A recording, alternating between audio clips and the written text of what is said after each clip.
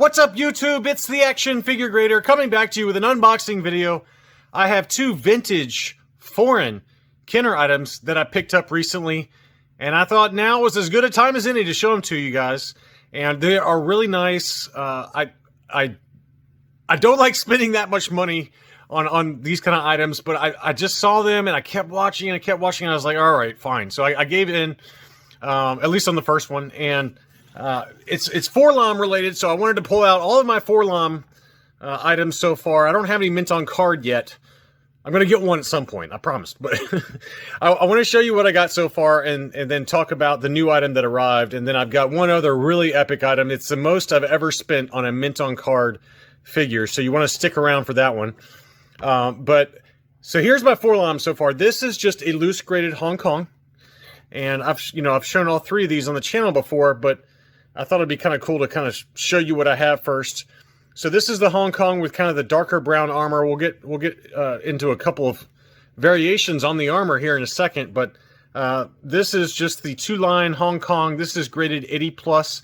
Now, I have been looking to upgrade this to an 85 or a 90 grade, and I'll be up front and tell you that I've bid on a couple over the last, say, year or so. That one was an AFA 85, one was a Collector Archive Services 90 that were at auction on eBay. I bid on both of them and lost both of them last second, despite a last-second snipe I tried to put in. But my commitment to you guys is that if and when I ever find one that upgrades this one, that I will give this one away on the channel, okay? So it'll be a subscriber giveaway whenever I get this one upgraded. So, I don't need but so many of them, and I figured that this will be a really nice addition to someone's collection. So if you find one that's for auction and it's got kind of a nice case and everything, and it looks nice, and it's an 85 or above, send me a message to my Instagram at Action Figure Grader, and maybe I can bid on it, and then this one will be a giveaway to you guys. So now the next one is this one I've had for a little bit. This is UKG graded. This is a Hong Kong figure displayed next to a German ESB card back. And first, let's look at the foreign card back, since this one is a foreign item. Really cool to have that kind of German offer there. And, it's just got the card back. Now, these had made in Hong Kong figures inside the blister, at least according to the card back. So this is just a standard Hong Kong loose graded 4-LOM, but I wanted to point out something that I have talked about in another video, is that the armor color is darker. So depending on which factory made it, there's several factories in Hong Kong. There was the Smile factory, the Toltoys factory, and the Cater factory. So most likely these were produced in two different Hong Kong factories, because you can see how much darker that chest armor piece is versus my loose graded one from Collector Archive Services. It's just a much darker, deeper brown. And here's the back of this card back. It's just really cool to kind of have an interesting foreign clipper card back. And I said German. I'm sorry. I meant clipper. Brussels, Amsterdam. So I don't know my languages. Okay, I'm not very smart. But yeah, this is the clipper Empire Strikes Back card back, and mint on card, this item would be well outside of anything I would be willing to spend on. But when I saw this one on eBay, it was an international seller, but I think shipped it was like $125, maybe a little bit more than that, $130. So I thought that was a very fair deal, given that the shipping costs are so high for something that size. But anyway, so that's my clipper, not German, clipper card back with the Hong Kong, and you can see the two different armor differences. Now the other foreign 4-LOM that I have is this one. This is one that you guys know well. This is the red armored Spanish PBP figure, one of the more recognizable PBP figures because of that kind of reddish tone to the armor, and you can see how much different the color is. This is an item that is one of my finer PBPs. If you haven't watched the video on that, I mean, the acquisition of this was just crazy. It was like an Italian website, and we could barely understand each other. I used Google Translate to pick it up. He sent it in an envelope. He sent it from Italy in an envelope, and it arrived safely somehow, even though it had no protection. And I sent this in to Collector Archive Services. It graded 85 plus.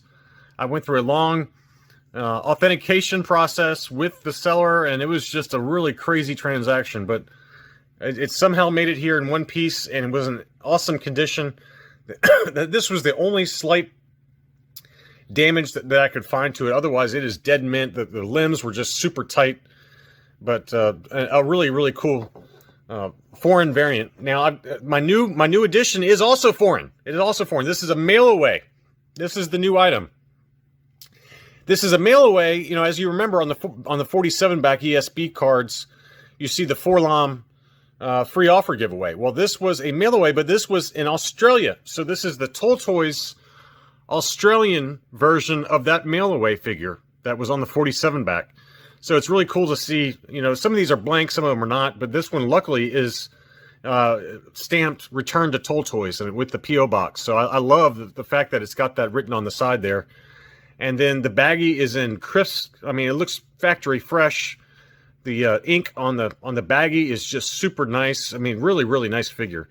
And here's the grade on it. This is the 1981, if I can get it to focus, 1981 Kenner Star Wars mailer box, 4-LOM, Toltoys box. So, I mean, to me, that should say Toltoys Star Wars, not Kenner Star Wars, but they're using Hong Kong parts, so I understand why they did that. But it graded straight 85s. The box got an 85. The wrapper around the figure got an 85, and then the figure score was also 85. So a pretty amazing item. And I bought this from a website called Jet's Toy Hut. So for those of you who are unfamiliar with him, he does have some loose graded figures here and there, and this is one that was on his website as well as on eBay, but buying it through the website, I didn't have to pay eBay taxes. So that was just, that's the new addition for 4-LOM, to the 4-LOM collection, and it's just a really cool kind of baggie that I didn't have, and I don't have a lot of baggies, but I thought it would be kind of cool to add that one to the collection. The second item is Jawa related. So here are all of my loose graded Jawas. We got the vinyl cape, we got the Spanish puck, dark bandoliers, and we got a bunch of different stitch colors and things like that. I'm sure I've got a video up somewhere that details all these and talks more about them, but I finally picked up a mint on card Jawa to add to the collection. And I was very hesitant to buy it, but I want to give a shout out to Chris W., who is a really good friend of mine. He's been on the channel and live streams, but he pointed this one out to me. And I think he basically pointed it out because he didn't want to buy it himself. And so, anyway, he pointed it out to me. I gave it a little bit of thought. I can't pretend to say that I gave it a lot of thought, but I did pull the trigger on it, and it's the most expensive card, mint on card item I've ever purchased in the collection. And here it is. This is a 20 back Meccano, French Meccano. They call it a square card, but it's really more of a rectangle. These are very plentiful. I'll say that first of all. Easily for these kind of square card Meccanos, the Jawa was produced in the largest number. And I pulled this out for that video I did with Jules Burt recently on his channel, because he wanted to get it valued, and there was plenty of data because I just bought one. And it's a pretty incredible item, and I'm certainly happy I have it in the collection. But it was not a lot. It was not cheap. It was not cheap. And I saw it though, and I think that it was just time to kind of add a kind of a cool foreign variant to the collection. And this is as good as it gets, really, for a really cool foreign card back. And so it's got that beautiful Meccano logo there in the bottom right, the great iconic image of the Jawa, and the blister is clear as can be. It's just in immaculate condition. So we're going to go over the back of the card back in a little while. You can see it's got the French language up there. But anyway, these have been found in pretty large numbers. Jules had detailed to me that somebody found a warehouse with like 30,000 of these things in sealed boxes. And I'm assuming that that's where this came from, because this one was submitted for uncirculated grading. And the only way to get an uncirculated grade on a vintage item like this is if you had sent in a sealed shipper box, or Kenner shipper box, or in this case Meccano shipper box, to the graders, AFA in this case, to get that uncirculated grade. So this is an uncirculated Meccano 1978 20-back Jawa. So a pretty incredible item.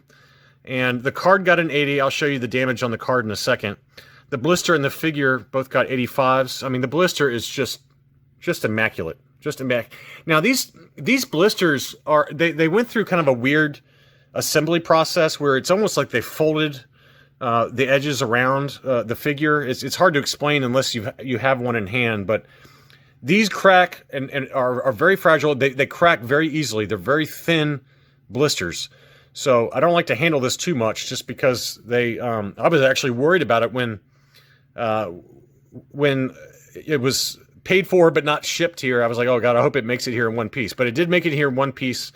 You can see it's got that little kind of slightly raised blister at the top there, and then it juts out for the figure. But it's as immaculate as you can get for a 40-plus-year-old foreign card back. And so that somebody submitted this as a sealed box, and so it came back with an uncirculated grade.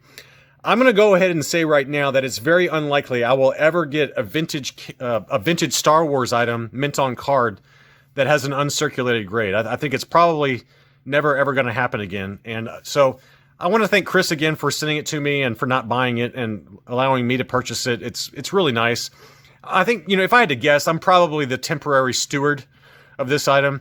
Chris really wants it, so my guess is I'll probably sell it to him at what I paid for it, but at some point in the future. But in the meantime, it's nice to have and admire. You can see some slight litho damage on the left-hand side there. There's a very, very slight damage up at that upper corner, but give me a break. It's just in immaculate condition. Now, the card back is where the action's at. We're going to take a little bit of time on this card back. C-3PO is labeled as Z6PO, D2R2, so it's backwards. Chiki Taba is Chewbacca. We got Dark Fedor, D5R4, so it's kind of reversed. Power Droid, Walrus Man, Hammerhead, Ben Kenobi. Those are kind of, it's interesting it's Ben Kenobi instead of Obi-Wan. We got Yan Solo, Soldat Imperial. We got Cadet Etoile Noire, so that means Black Star Commander, I guess. I don't know. But what's interesting about these Meccano card backs is that it does have snaggletooth on the card back, and to my knowledge, this is the only mint on card vintage Star Wars item that has snaggletooth on the back of the card back. So that alone is really cool. You got Luke Pilote for the X-wing pilot. We got Leia. We got Luke. We got Homme de Sable. That's Sand Person. We got the Jawa. It's interesting that the Jawa is a vinyl cape Jawa on the back of the card too. Death Star droid Greedo. Now, what's interesting is that these are the 12-inch figures, and they're called Poopies. Poupée. So all of the 12-inch figures are called Poupée. I like Poopy better, but whatever.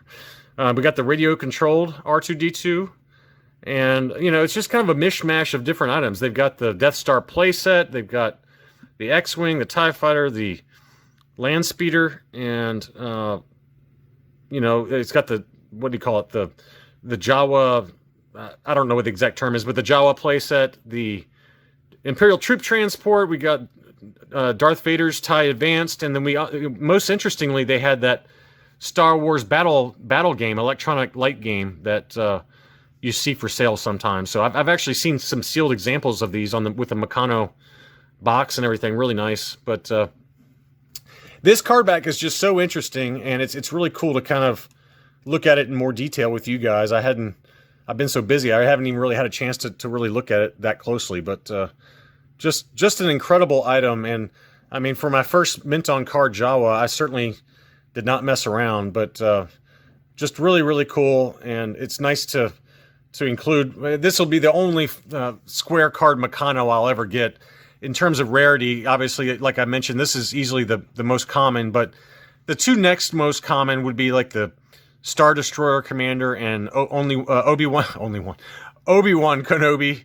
Those two are fairly common. Not as common as the Jawa, but those are probably the most affordable of the remaining, of those three. The Jawa, and then either the Star Destroyer Commander or Obi-Wan would be the next most affordable. But after that, the prices shoot up really, really quickly. My buddy Matt had an AFA 80 Luke Farm Boy, believe it or not, and that is, you know, you're talking 5 digits for that one. And I just, you know, this will be the only one I'll ever get. I can tell you that. But it's a pretty incredible item to have an uncirculated Meccano. And at this point, I'm rambling, so I'm going to end the video. But if you liked it, please be sure to like and subscribe for future content. Please feel free to leave a comment. And I hope you enjoyed looking at these new foreign arrivals. And thank you again for watching.